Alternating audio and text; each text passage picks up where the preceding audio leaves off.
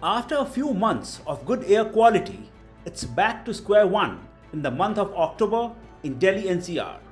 The air quality hit the poor category for the first time this season for a brief period on October 7. An AQI between 0 and 50 is considered good, 51 and 100 satisfactory, 101 and 200 moderate, 201 and 300 poor, 301 and 400 very poor, and 401 and 500 severe. On October 12, Delhi recorded its worst air quality since February 2020 with a recorded 24-hour average AQI of 261. It was 216 on 11th and 221 on October 10. The trend continued, and on October 15, the air quality slipped into very poor category with AQI of over 300 in most parts of Delhi. One of the reasons for worsening air quality index is industrial and vehicular emissions. Another crucial reason is instances of stubble burning in neighboring states like Punjab, Haryana and some parts of Uttar Pradesh.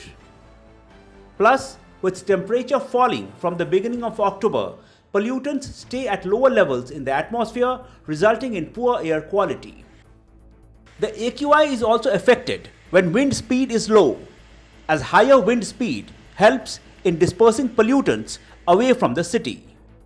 With pollution levels rising, the Graded Response Action Plan has come into force on October 15, under which operation of generators for non-essential activities have been banned in Delhi, Ghaziabad, Noida and Greater Noida.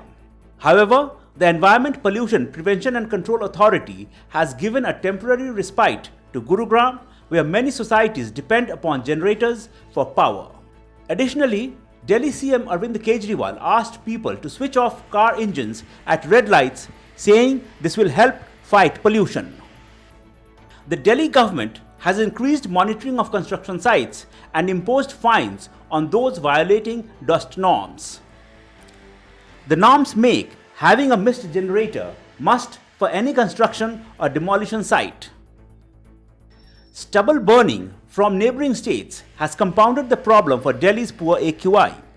According to the Punjab Pollution Control Board, 3,517 farm fires have been recorded in 2020 in comparison to 1,217 in the corresponding period last year.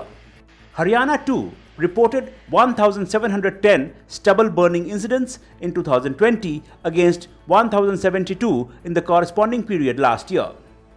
Some parts of western UP also see stubble burning.